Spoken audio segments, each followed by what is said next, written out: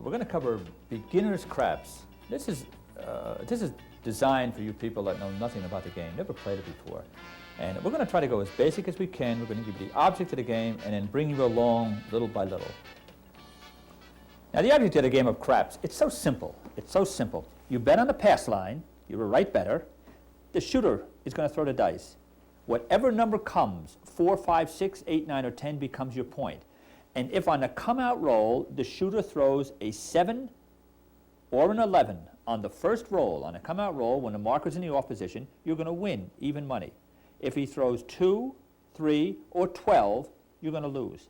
Now that's the object of the game of craps. Betting on the pass line, 7 or 11, you win on a come-out, 2, 3, 12, you lose.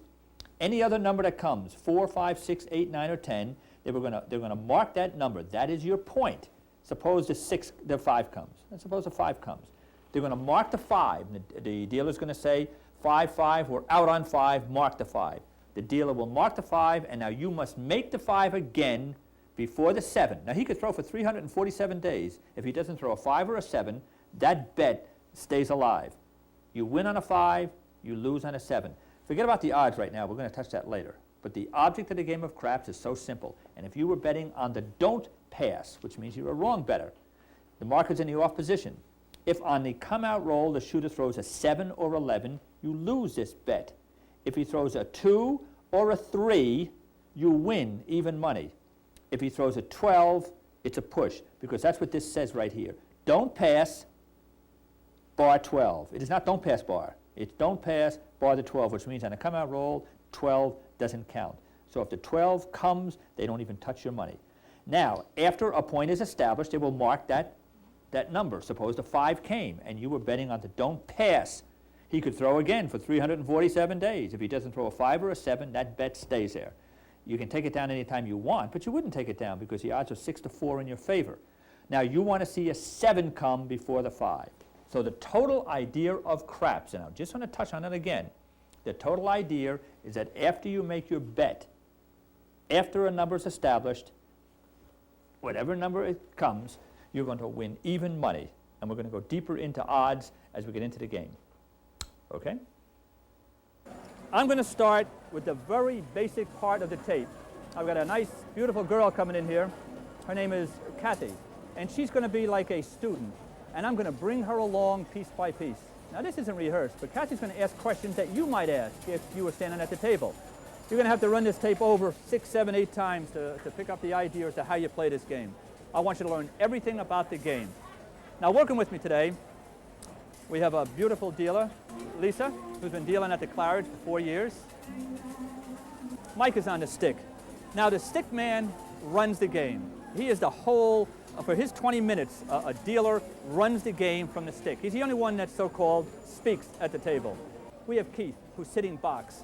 They act as a sort of referee for the game. They've got to watch every single move to make every single solitary thing that happens at that table is right. It's their job to see that the dealer doesn't make a mistake paying and that you are up on the way you're going to take your money.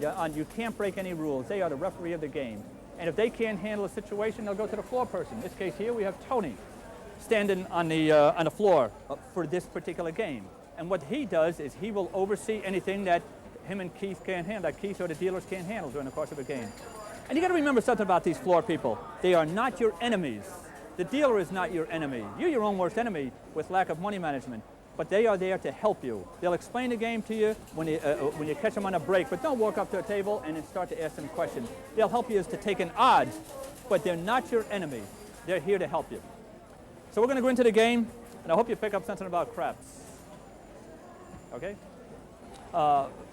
The gorgeous young lady at my left hand is Kathy, who is going to be my app student. Hey, Kath, I want you to ask questions as we go along, okay? Now, you've played craps a little bit. Right. Okay, but in other words, when I go over these things, I want you to ask a question, and don't worry about how bad it is. We could take any person on this floor and bring them over here, and they'll ask the same question, and these guys have been playing for 20 years, so don't feel bad about it. I want you to make sure that you pick up everything as we go along. First of all, we start with the pass line.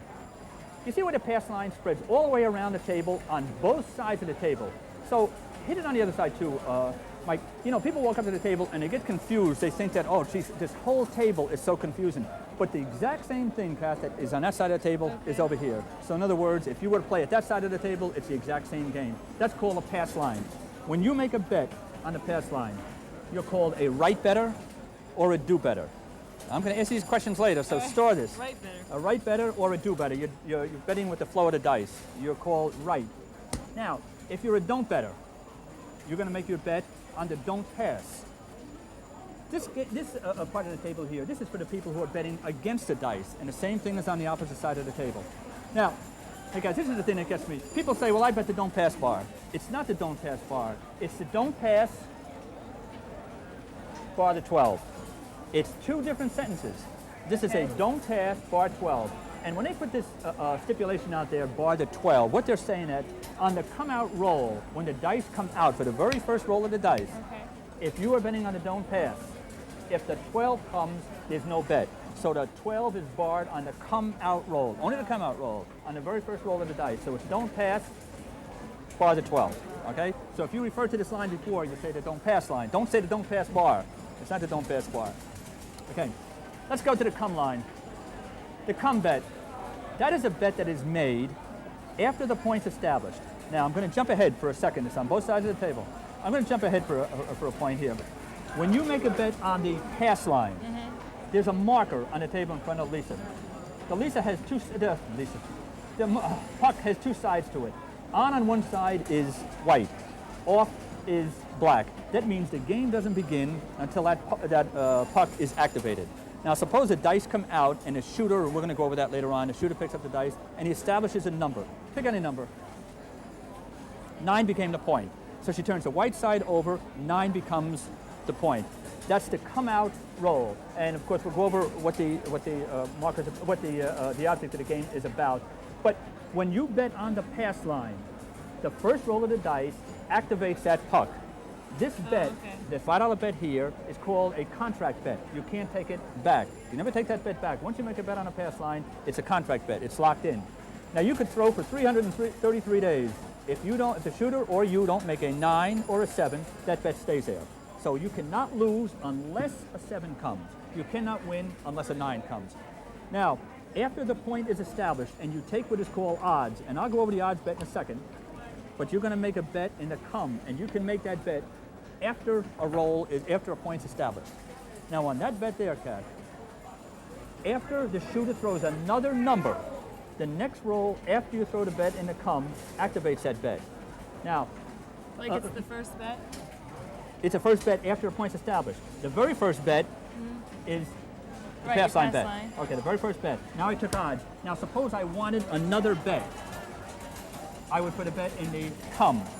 It's the exact same thing as a pass line bet. Okay. Absolutely no difference at all, except that the next roll of the dice makes that another point. Throw the, Mike, give me a couple of dice. Just give me 2, just for, I'm just trying to give you an idea now. Let's suppose the dice came out, okay, and the very first roll of the dice, suppose you were throwing, or whoever was throwing, and you had a bet on a pass line, and the 9 became the point. Lisa marks the 9. Okay. That bet has to do with the 9. You take your odds. Now you're going to have options what to do. You can stay with just the 9, or you can come through the come. You can place the bets, but for right now, to explain the come, by putting a chip in the come box, the next roll of the dice activates that chip. So suppose the dice came out, 7 came. You would win because on the come out roll, you're going to win. So since 7 came on this particular come out roll, Lisa would pay you $5. That's you win on your first roll with the 7. If you come, that's right. When you walk up to this table, that's right. When you walk up to the table, I was going to cover that later, but of course you went right to it. You want to make people want to look bad on the very first roll. On the come out roll, when the mark is in the off position, if a 7 or 11 comes, you win. If a 2, 3, or 12 comes, you lose. But I'm going to go back to that again later. But for right now, we established that 9, came through the come, and the 7 came. So even though you'd lose this bet here, you would win that bet there.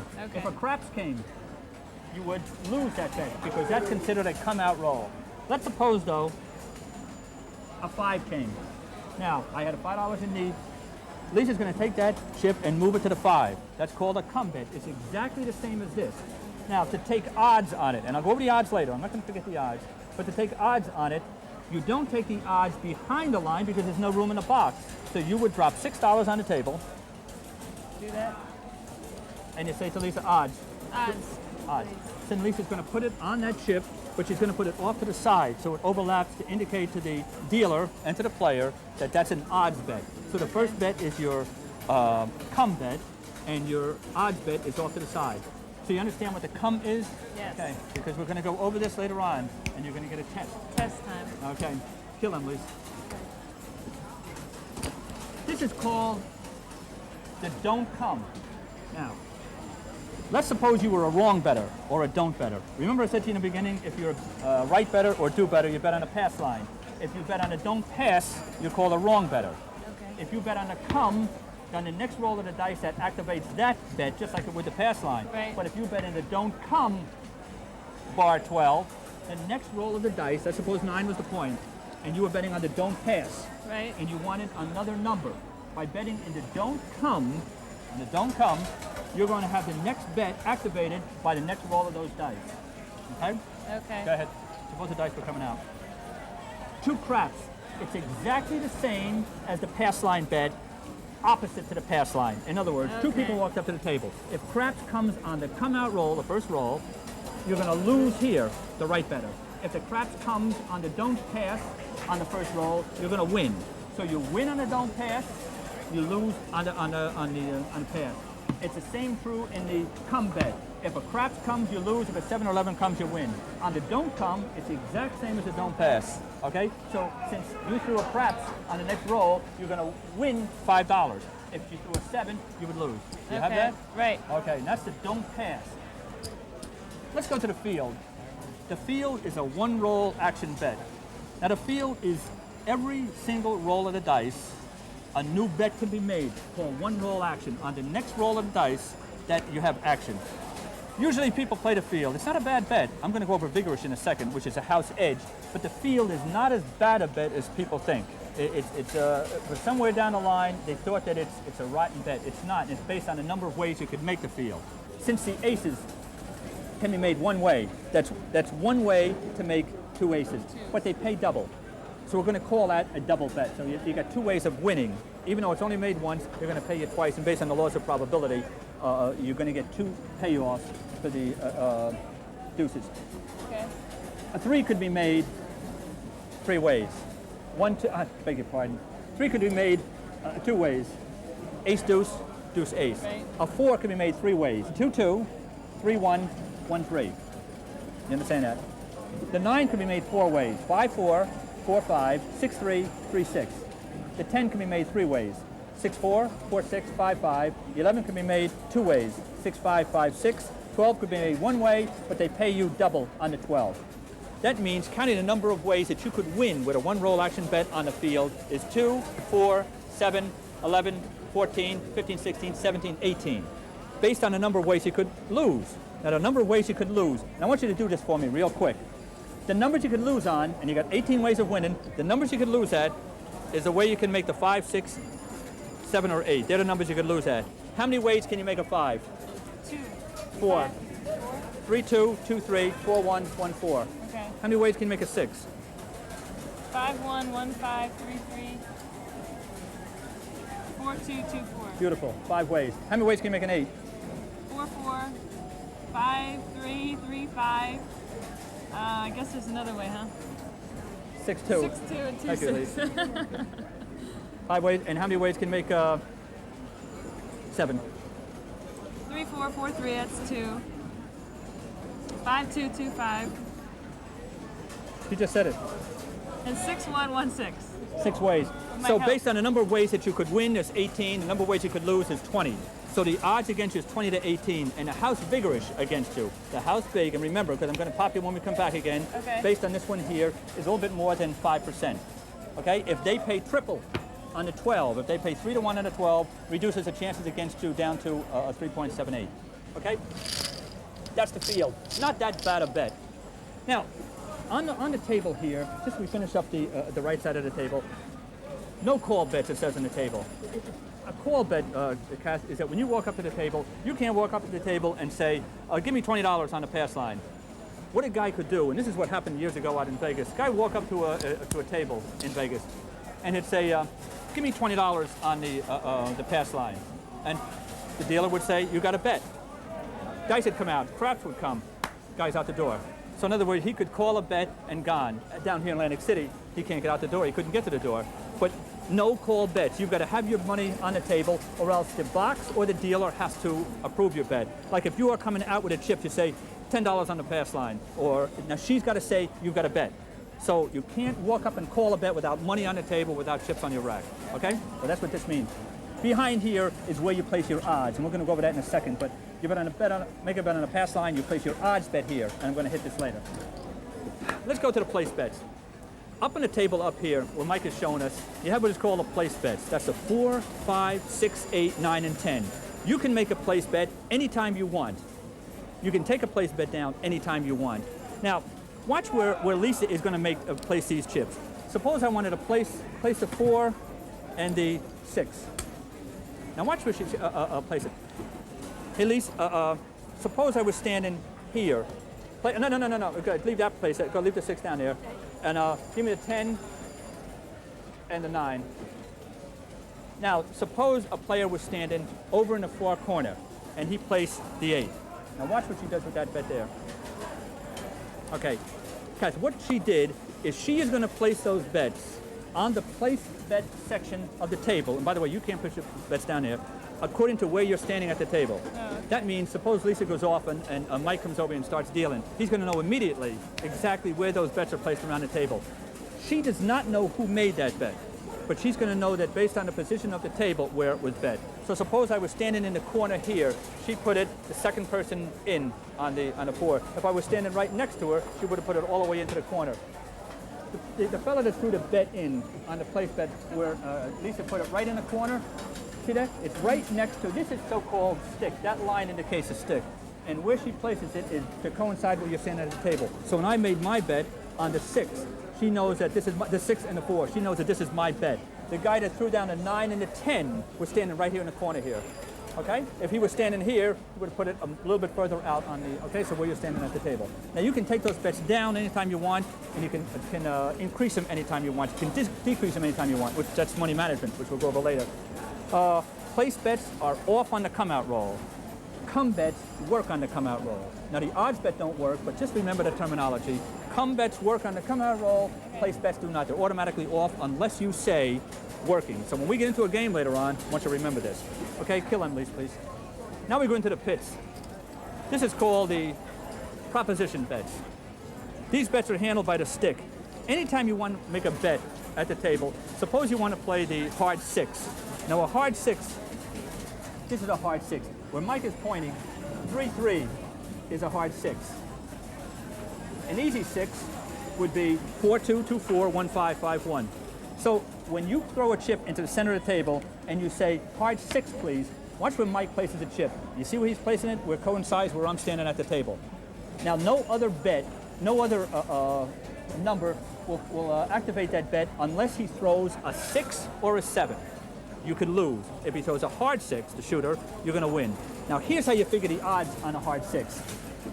There are 6 ways to make a 7, most important number in the house. There you've got one way to make the hard 6, which is 3-3. The hard, now they pay 9-1. The way they base the payoff, Kat, is the number of ways that you could make a number. Since you can only make the hard 6 one way, that's the payoff. But the way you could lose are the 6 ways you can make a 7. We already covered that. 4-2, 2-4, 5-1, 1-5. So the chances of winning is 1 as opposed to 10 ways of losing. So your chances of winning is 10-1 against you, but they pay you 9-1. Now, in the center of the table there, he might point to the word 2.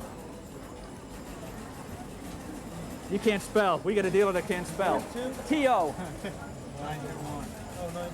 This one here. See, when you get a dealer that can't spell, you hold back on the tips. We'll cover tipping a little bit later, too. Probably he wouldn't be able to... Anyway, that's very good. What 9-1 means... What 9-1 means that they're going to pay you 9-1. But out in Vegas, hey, Mike, this isn't on the board, but just simulate. Where it says 2, just point to that part where it says 2. You got it. It would say 10-1. So I get people come up to me and they say, oh, geez, I'd rather play out in Vegas. They pay you 10-1. Where out in Vegas, they pay you 9-1. No, they don't. When the terminology, Kat, 9-1 means that if you played the hard 6 and it comes in, suppose I won it, Mike is going to tap right in front of me and say to Lisa, pay him 9-1, and then very quietly, 9-1, and very quietly he's going to say, and you're still up. So people don't realize that you're still up, and they say, oh, I got 9 chips, and they forget that the chip is still up there. But these dealers are taught to say, pay him 9-1, and you're still up. So that's very quietly, you still have the bet. But out in Vegas, and in some casinos, they will pay you 10-1. So you're getting the same amount. The idea being is they are giving you 9-1 plus your dollar back, which makes it 10-1. Out here, they pay you 9-1 and keep your bet up. If you want to come down, you have to say, down on my bet. You see what I'm saying? Now, I'm going to do this because the question is probably going to come up. The hard 6 and the hard 8 is exactly the same. Since it's 5 ways to make the 6 and 5 ways to make the 8, the odds are 9-1 against you. But now, on the point of the hard 4 and the hard 10, they only pay 7-1. Let me show you why they only pay 7-1, Kat. Do you know why? Okay. There's only one way to make a hard 4, 2-2. Based on the number of ways you could lose, there are 6 ways to make a 7. 2, 4, 6.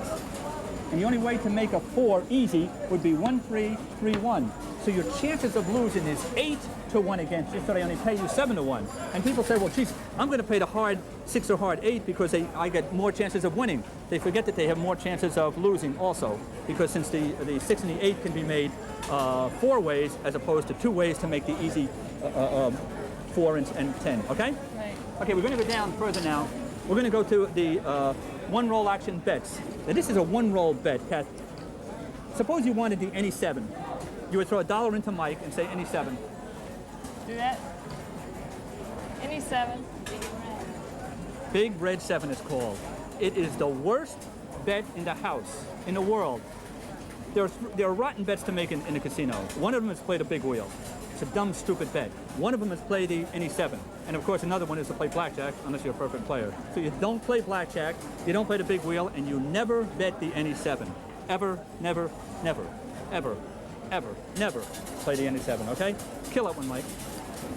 Okay, now, suppose we're going to play, by the way, it pays 4-1. And the reason you don't pay it, the vigorish against you is 16.67. They're going to pay you 4-1. Your chances of winning is 1 way to make the 7, and there are 5 ways. It should be 5-1. You have 5-1 against you. They only pay you 4-1. The highest vigorish on the table. Now we have what is called for any craps. Hey, guys, if you were to throw a couple of chips into the table, say any craps. Any craps. Ups. Now, see where he placed the chip? The C and E on the long side of the pits.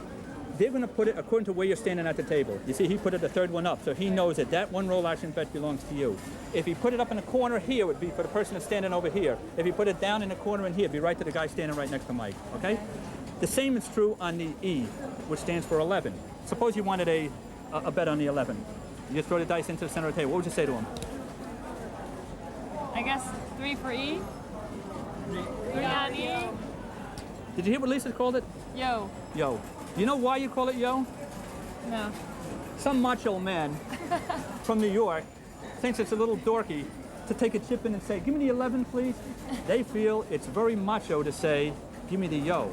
Now, there are different ways of saying the yo. You could go up and you say, give me the yo, give me the yo lev. Yo lev for the boys. Now, they like the idea of sounding like they know what they're doing. He places that chip, when he does for the boys, in the box in here to indicate that that's for them. On the next roll of the boys, you're getting them on your side. At a table where you get a couple of dealers like this here, Lisa you'd play for, Mike, you wouldn't play for. But that's a bet for the boys. But the reason they call it yo is the sound. It doesn't give you any more of a chance at winning at the table. I'm a little bit, I just say, give me 11, please. So I'm just going to give you, and of course I would throw it in. But I would just, that's 11, it's a one roll bet, and they would put it on the rack here.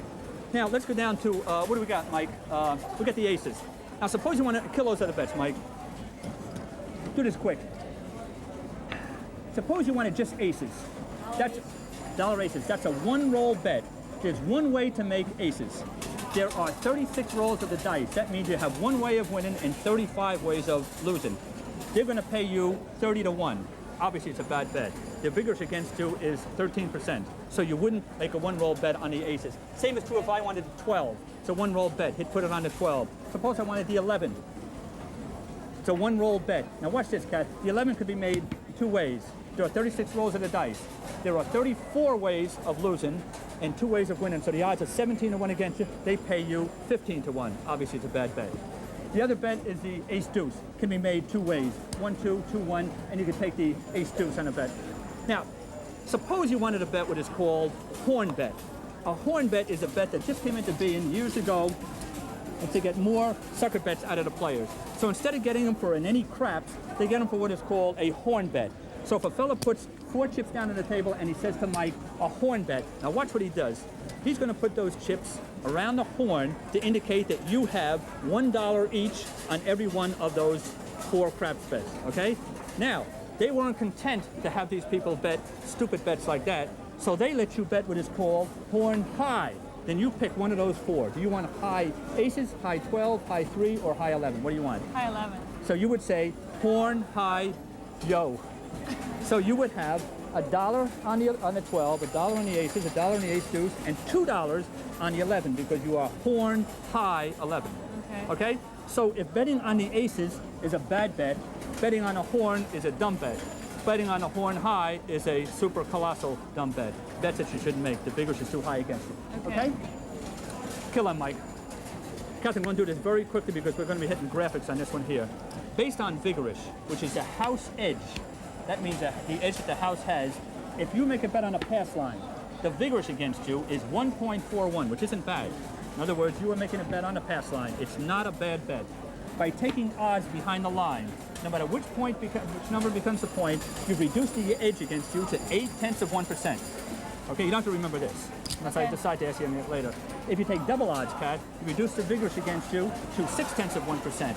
If you put triple odds, and in the clavers they have triple odds, you can reduce your vigorish down to 5.6%. Okay? Okay.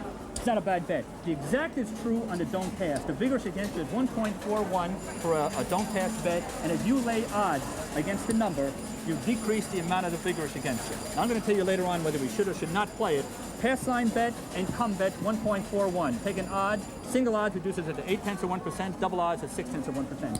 If you played a field, if you played a basic field, now when they pay triple on the 12, the vigorish against you is only 2.70. When they pay double, it's 3.78. They are better odds than some of the moves we're going to make placing a number. Like suppose, at least just move this down. If you placed $5 on the 4 or the 10, 4 or the 10, the vigorish against you is 6.67. Terrible bet. So the people betting the field have a less vigorish against them than the people betting the 4 to 10. You get these cigar-smoking wise guys at a craps table yelling and screaming all the time, Kat.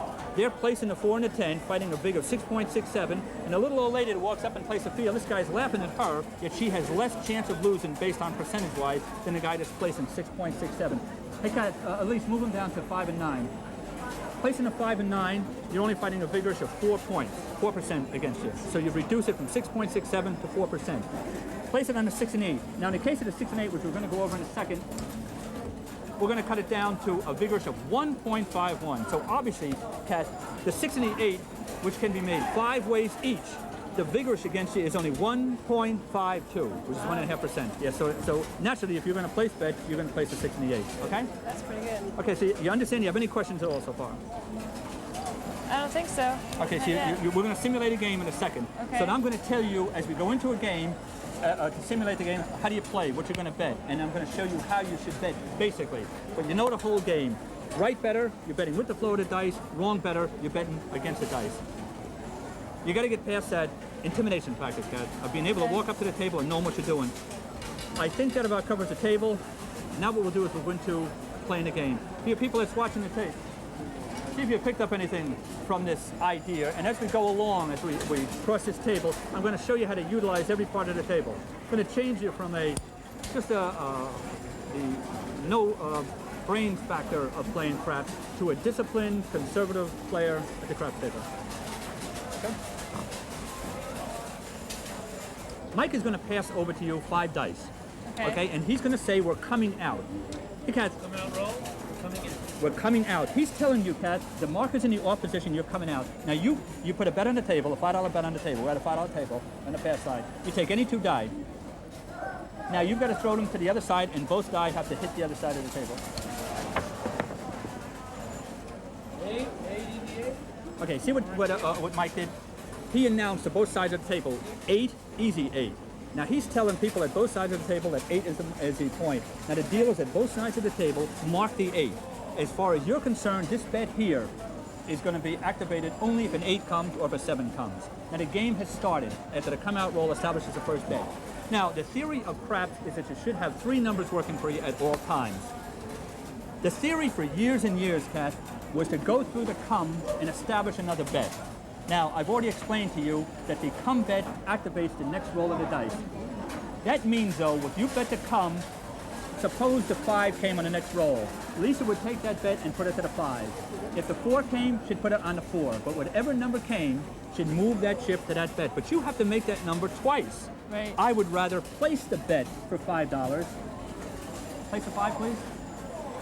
So what Lisa did is place the 5. Now, if the 5 comes in the next roll, you're not just going to the number, you've already got your number and you're going to get paid. You see what I'm saying? I'm going to say this just once. Just once. Never bet the come. Never bet the come. I said it twice so that you can remember. Never bet the come. It's a rotten bet. Kill him, Lisa. But the first thing you're going to do now, and this is the toughest part of the whole game, you're going to take what is called odds. An odds bet, Kat, is behind the line. Okay. If you were to take a bet behind a line, and we're based on single odds, put a $5 chip right behind your bet there. Now, they are going to pay you on the pass line bet even money. They're going to pay you true odds behind the line. Now watch where the edge goes away from the pass line better. When you bet on the pass line bet, you're going to win on 7 or 11 on a come out roll. Since there's 6 ways of winning with the 7 and 2 ways of winning with the 11, you have 8 ways of winning on a come out roll. Okay, when the dice were just coming out. But based on the fact that a wrong bettor will lose if aces come, or 6 or 12 comes, or ace deuce, or 2 ace. So you have 8 ways of winning and 4 ways of losing. That means you have a potential edge on the house of 4 rolls, and that's only on the come out roll. But hey, Kaz, after the number's established, and in this case here, the 8 was established, there is 6 ways to make a 7. How many ways can you make an 8? 5. 5, right. Here, Lisa's giving you the high sign. She's so happy you made it right. The odds are 6 to 5 that you're not going to win. So they are only going to pay you even money. So obviously the power of that pass line bet has now taken on a negative form. The odds are 6 to 5 against you, you see? So they allow you what is called free odds. Now put $5 behind the line, Kat. Still looking at the same example, what should they pay you if the 8 comes? You're betting $5. And this, what's the odd back here? Yeah. They'd give me 1 chip there and 3 here? No. Based on, they only pay you even money for your pass line bet. So in other words, if you're betting $5 on the pass line, incidentally, Kat, I should touch you, a white chip at the table signifies $1. A red chip signifies $5. A green chip signifies 25. So in other words here, when they say they pay you 1 chip, they pay you a $5 chip. They pay you even money. But the odds bet is the true odds of making that number. So if 8 became your point, or 6, because 6 and 8 can both be made 5 ways, they are going to pay you true odds. The true odds of an 8 coming is 6 ways to lose, 5 ways of winning. So the odds are 6 to 5 against you. They're going to pay you 6 to 5. You see? So in other words, in a point, they're going to pay you what is called true odds. So when you bet on the pass line, you're only getting even money. By taking odds behind the line, they're going to pay you true odds. So what you've done, Kat, is increase the value of that bet from $5 for $5 to where they're going to pay you $5.50 for $10. $5.50 for $5. You're getting 11 for 10. So you always take odds if you bet the pass line. Because you have to take odds. Otherwise, don't bet the pass line because you've got to take advantage of the odds. Okay? Now, when the point comes out, they're always going to pay you the true odds of how you make that number. And since the 6 and the 8 could be made 5 ways, as opposed to 6 ways of losing, they're paying you 6 to 5 because the odds of making that number is 6 to 5. You with me? Right. Okay, and we're going to let you do this one on your own. Okay.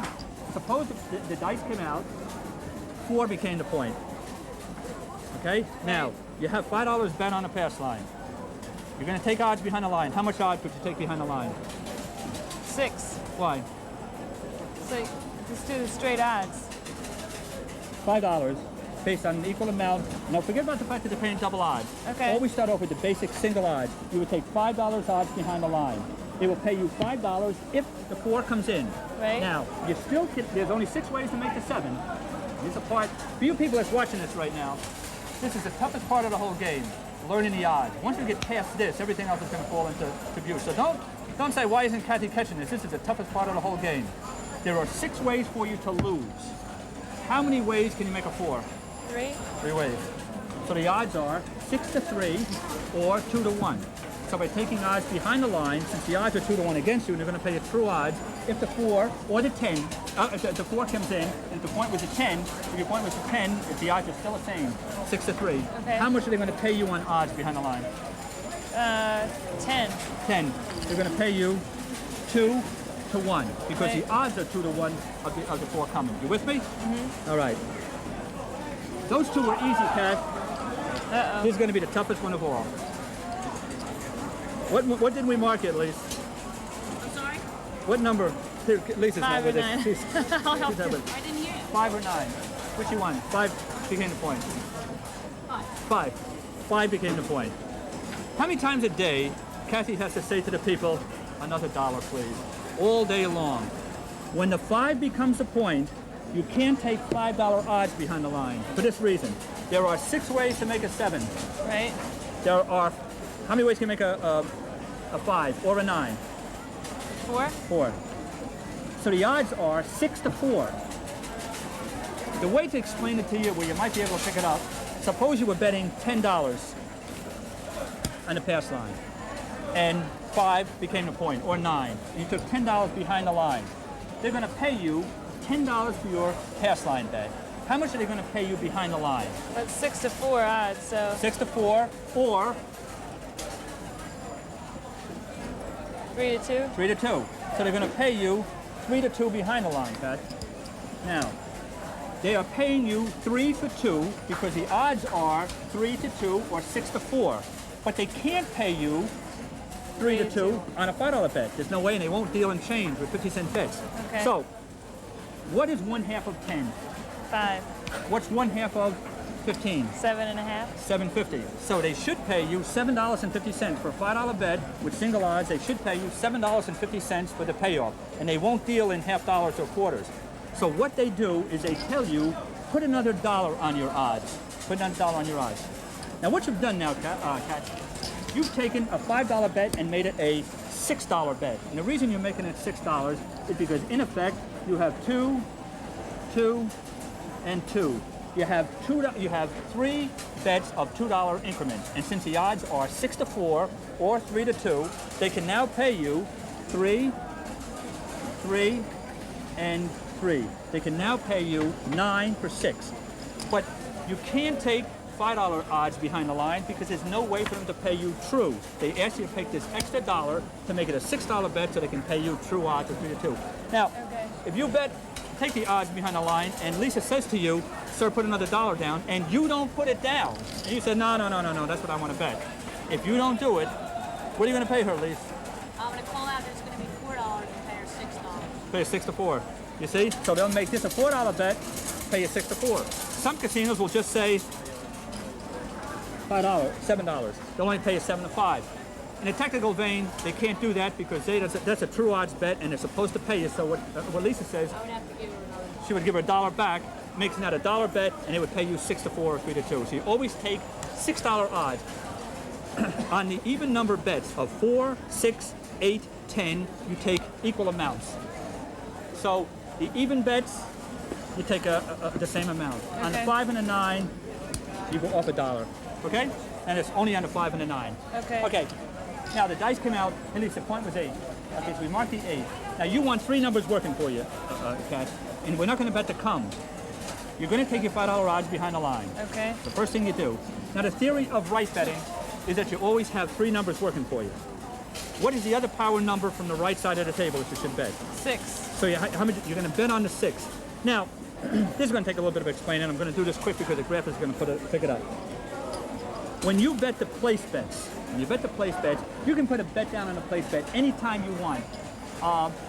Place a 4, please.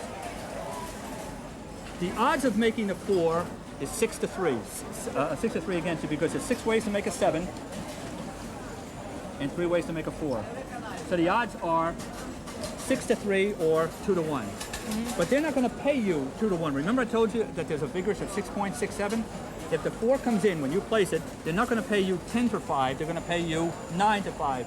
At least just drop $9 in front of the 4 and just leave it in front of. No, in front. I beg your pardon. 9 in front of the 4.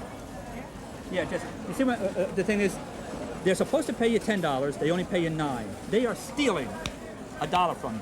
Now that's the same as the 4 or the 10. They pay you 9 to 5. They should pay you 10 to 5. In the case of the 6, of the 5 or the 9, they should pay you $7.50. They pay you $7.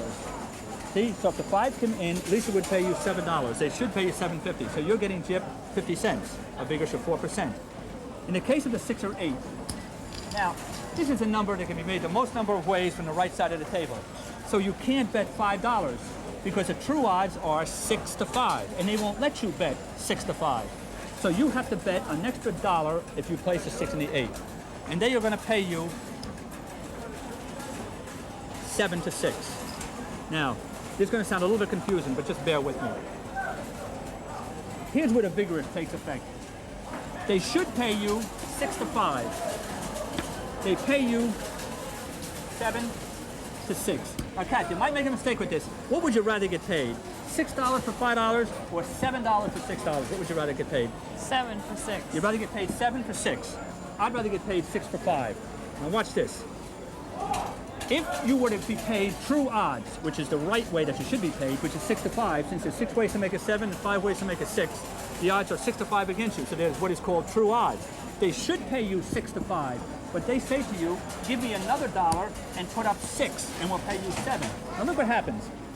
I bet $5. They would pay me 6. You bet $5, and they pay you 6. They pay you $1.20 for every $1 that you bet. Okay, 5 times $1.20 is $6. I'm getting paid $1.20 for every $1. But when they pay you 7 to 6, they pay you 6 to 5 for the first $5, and they pay you $1 to $1 on the next one. How much should they pay you for this bet? $1.20. $1.20. See, Right. I'm getting paid $1.20 for every $1, $1.20 for every $1. But on an extra $1 they put up, they take 20 cents from you. Now, in the case of the 4 or the 10, they take $1 away from you. In the case of the 5 or the 9, they take 50 cents away from you. In the case of the 6 or the 8, they only take 20 cents. So in the long laws of probability, they're only taking 20 cents from you. So obviously the 6 or the 8, which can be made the most number of ways, and the vigorous against you is only 20 cents. Obviously that's the best bet to make. So when I play craps, I always want the 6 and 8 working for me. The answer to your question was no, you wouldn't take the 7 to 6, you'd take the 6 to 5. The house already knows that, so they only pay you 7 to 6, okay? Right. Kill them, Lise, just the bets. Now, since the theory of right betting is that you should have 3 numbers working for you, what I want you to do, Kat, is that as soon as the number's established, I want you to have the 6 and 8 working for you all the time. Okay. So, you're going to drop $6 on the table that is going to cover the 6.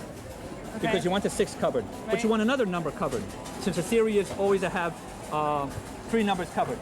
I want you to have another number covered. Now, which is of the other numbers left on the table, the 4, the 5, the 9, and the 10, which other one would you like to have? 9. 9. Okay, so you drop another $5 down and you place a 9. And you have to tell her 6 and 9, please. 6 and 9. Okay, now, what you've done here, Kat, is that you have got 3 numbers. When the 8 becomes the point, I always want the 6. If the 6 is the point, I always want the 8. Okay. Now, here's the way you decide on the other number.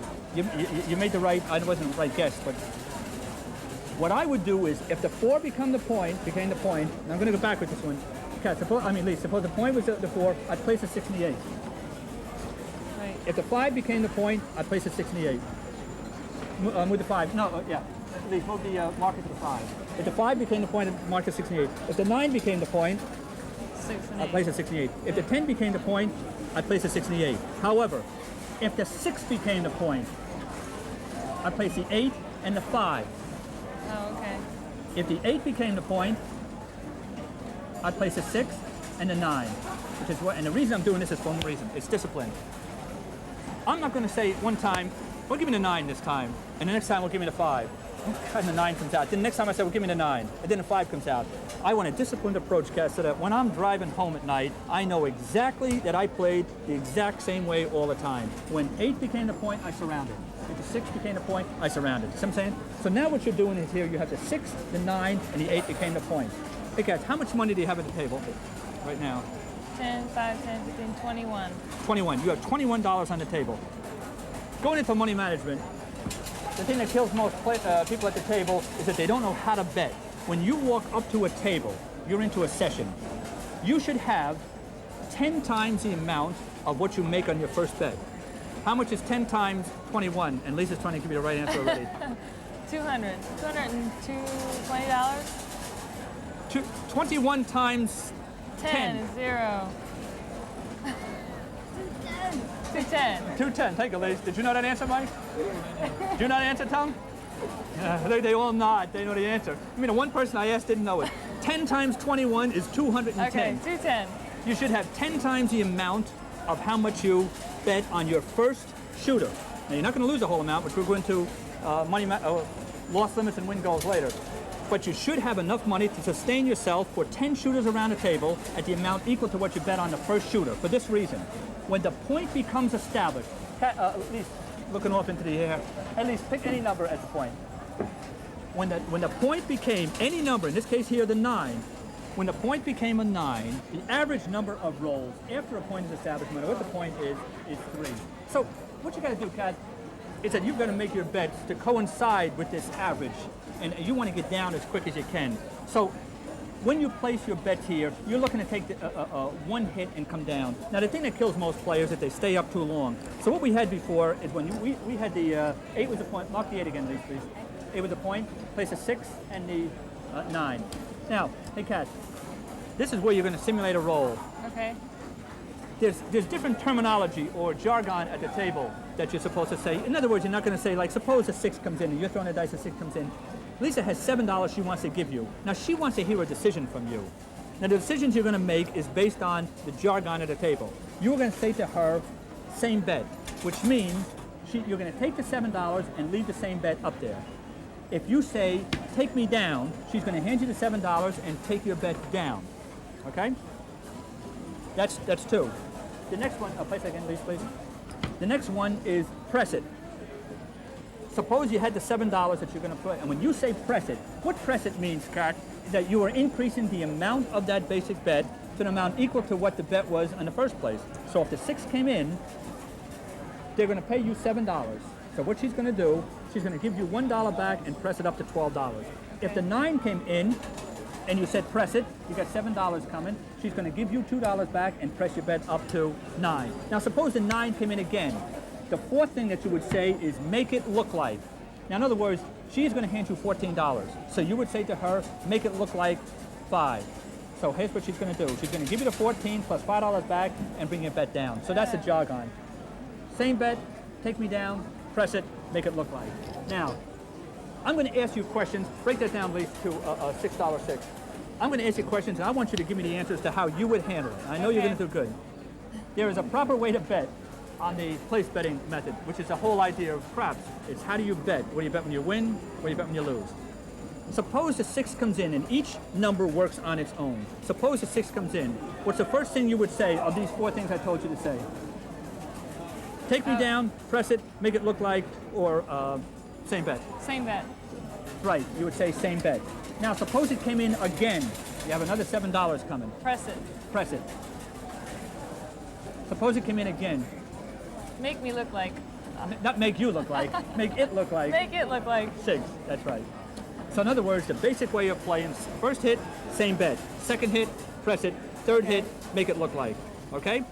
Now the same is true of the 9 or the 8 or the 5. By the way, I never place it for the 10. Kill them, Lise. Okay, now we're going to simulate a game. We're coming out. Kill everything up there. Okay? First, make your initial bet. Coming out. Come out roll. Any 2. Good luck. The yo-yo. You want to yell yo? Yeah. You yell anything you want, but just on your throat to yo. Oh. 9, 9. You mark the 9. What are you going to do? I'm going to put a 6 and an 8. 6 and 8, please. Yeah, 6 and 8, 6 and 8. And I put back my bet out. Chip. I was getting to that. I told you that. Lisa has to tell you 87 times a day, put another chip. You got to remember to point a case of 5 and 9, you got to make another. Okay. Can you do me a favor and not switch hands with the dice? Keep them Okay. in one hand. Okay. Hand you pick Do you know what you know what he's saying to you? Yeah, I can't switch them like this? Can't touch them with both hands, right? Okay. Four. 4, no bet. 4 king, that's right. No decision. Point 9, dude. 9 to win. Shoot that 9. Shoot a 9. All right. Come on, 9. Out. 7 out. Out 7 line That away. always happens to me. Well, if it always happens to you, you should be betting a don't pass. But now you lose. Now, the dice, of course, will now move to the next shooter. When you go up to a craps table, for you people that's listening to me right now, I'm going to do this quick so Kathy will pick it up. Everybody at the table gets a chance to throw the dice. Now, if you don't want to throw the dice, suppose you don't bet or you just don't want to play the dice, and I do not throw the dice, very rarely during the course of a day, I only place a 68. But for the basic way of playing, Kath, if you don't want the dice, when Mike would shoot the dice over to me, I just pass it or just pass it over. Now, you can bet on the dice, you can bet on the pass line, no matter who is shooting, including yourself, but when you throw the dice, you have to have a bet. Now, this is the way I'd like to see you play craps. This is the basic way. And for these people that we talked about that word intimidation, being scared at the table, this is the way I'd love to see you play craps. This is for every person that ever plays craps. You bypass the come-out roll. Now you be throwing the dice. I'll throw the dice. Now we'll make you throw it because I don't want to get all worked out. But I'll make the bets. Now, Okay. So you got a bet on the pass line, Kat, All right. because you're throwing the dice. But you notice I didn't bet the pass line. I did not make any bet at all. But I have to do that roll. You have right? to because you're throwing the dice. The dice are coming out.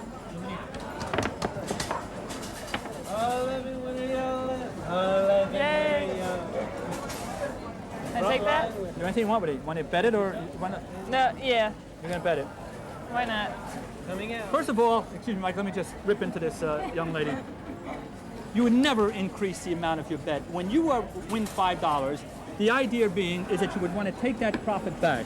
Okay. These people that play at a craps table and increase the amount of their bet. That means, Kath, suppose the 6 on when you took your $5 back. Suppose I was betting here, and we both got the 11 on the come-out roll. I'm going to take my $5 back. You're going to let it all ride. Now, suppose the 4 comes on the next come-out roll. You have to place $10 odds behind the line. I place $5 odds behind the line. Suppose we lose. You got an 11 and ended up losing $15. I got an 11, I ended up losing $5. What would you rather lose, 5 or 15 if you had your choice? 5. 5. So the answer would be, when you are played Hold it. an 11, you take the money back. Okay? Okay. Okay. Coming out. Come out. Coming out. Shooter. 6 easy. 6. 6. The point became the 6. 6. Hey, Kat, if the point became the 4, 5, 9, or 10, I didn't want that. I wanted a 6 or 8 as my point. So in this case here, I wait till after a number is established, and then I drop it on the table, and I say to Lisa, 6 and 8, please. See, I want the 6 and 8 all the time. This way here, suppose I'm in with a short bankroll. Since I'm only risking $12, which is $6.06 and $6.08, 10 times, I hate to ask you this, how much is 10 times 12? 120. Bingo. It's $120. So you only need $120 to play this system. But now I've got the 6 and 8 all the time.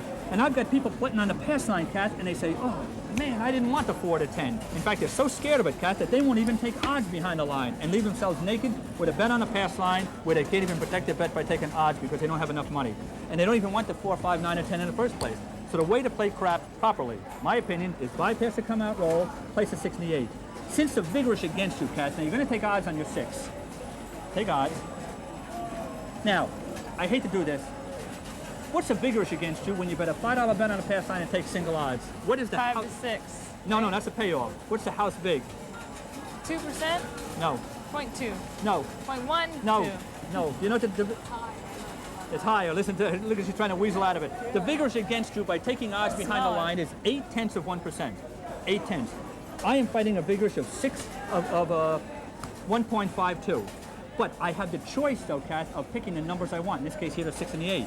So even though I'm fighting a vigorish of 1.52 as opposed to 0.8%, I'm only giving up 0.7 percentage point to the house. But I have my choice of the 6 and 8 all the time. So bypassing the come-out roll and placing the 6 and the 8, I'm giving up 0.7 percentage point. That's all. But now I've got the 6 and the 8. By the way, Kat, what are you going to do? Now the 6 became your point. What's your next bet? What else are you going to do? 5 and 8. Place the 5 and 8. Okay. What I'm going to do now, we're talking from a standpoint of single bets. I play $6.06 and $6.08 single bets. Right. Okay? Now the dice are coming back to you again. Now you want either a 5, a 6, or an 8 to come. 0.6. Out 7. You're probably one of the worst shooters in the history of... We talk about... I'm not even averaging 3. You are not averaging, that's right. You're not averaging 3 at all. You're not averaging nothing. You haven't even given me an average. What Kathy's talking about, in the last 2 rolls that she's thrown, she established a number and 7 out. I mean, if you're sitting at this table, I mean, you're looking for a cement box to put her in. I mean, you're going to get tables where you're going to get cold shooters. I wouldn't walk up to a table until I charted it, until I made sure that the dice were rolling in the way that I had predetermined a bet. Sometimes I'll stand at a table for 20 minutes, just charting it to stand in to see that numbers are coming. But assuming that we charted this table and the dice were coming out right, you would be getting killed at this table. When you walk into a casino, Kat, you have a bankroll. Let's suppose you have $300. $300. That's your bankroll. You're going to break your bankroll down into 3 separate sessions of $100 apiece. The first table you're going to go up to, you're going to take 1/3 of that bankroll. You're going to walk up to this table, you're going to chart it. Like suppose you were right better, you're going to place a 6 and 8 with a single 6 and 8. You're going to chart the table to see that the 6 and 8 is coming. You're going to buy in for $100. You're going to set 2 things, guys. And for you people that's listening to us right now, the most important thing you're going to set at that table, far and away, beyond anything else, is your win goal and your loss limit. Kat, you bought in for $100. What is the most amount of money that you will allow yourself to lose, and you must quit that table? 100. Wrong. 50. I see people play the table and they bet down. Let's see, I'll just stay until I lose this last $5. Do you really think that that last $5 is going to bring you back from the $100? The idea being your loss limit, Kat, is 50% of what you started with. You start with $800, your loss limit is $400. Now, you don't have to play to your loss limit, but no more than 50%. Now, suppose you would play with $100 as your starting session money. What amount would you set as your win goal? If 50% is your loss limit, what is your win goal? 50%? Wrong. 20%. So far, there must be somebody who can answer a question around here. And by the way, a few people are saying, holy mackerel, she doesn't know too much. Examine your own conscience as to how much you know about the game of craps. 20%. You're going to play to your win 20%. If $100 is your bankroll, when you reach the 20%, you've got 2 choices. Leave the table with the $20 profit, or break it in half. Put $10 in your pocket and play with the other $10. Since you're playing a 6 and 8 system, put $8 in your pocket and play with $12.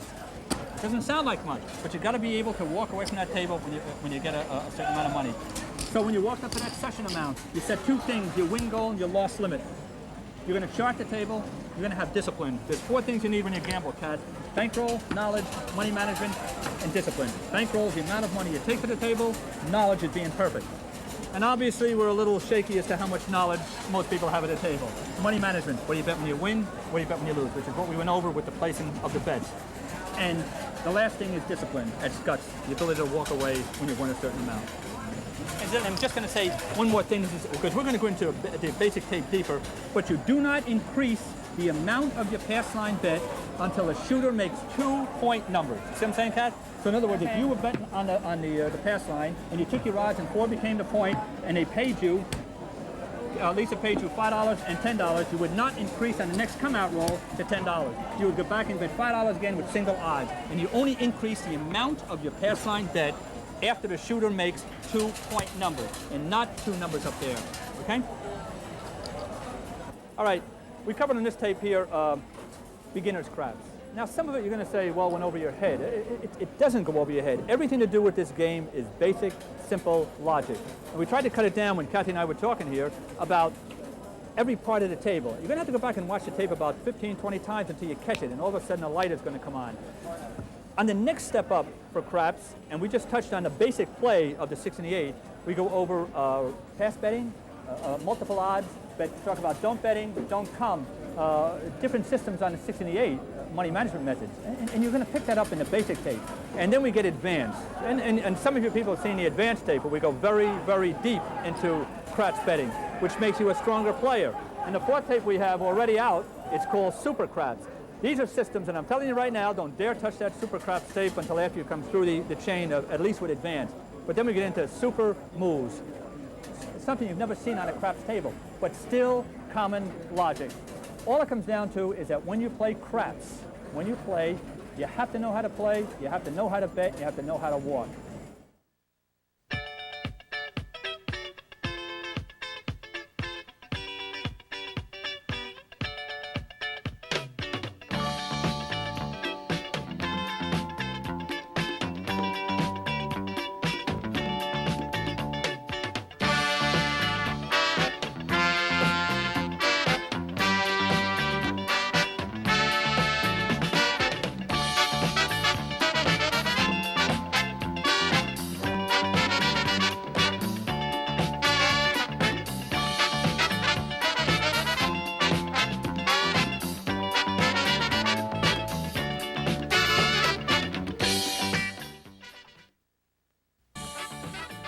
John Patrick is a professional gambler. His full-length, in-depth videos have helped thousands of casino players win at craps, blackjack, roulette, baccarat, poker, even slots. Shot in Atlantic City, these easy-to-follow tapes cover everything from the basic fundamentals and strategy for the novice to sophisticated money management and hedging techniques for the advanced player. John Patrick will dramatically change your approach to casino gambling. You'll learn how to use expert knowledge, discipline, and money management skills to reduce the house edge and become a more consistent winner. Each tape is $39.95, 3 for $99. To order, call toll-free 1-800-282-6666. Visa, MasterCard, American Express accepted. Operators are standing by. Call now 1-800-282-6666.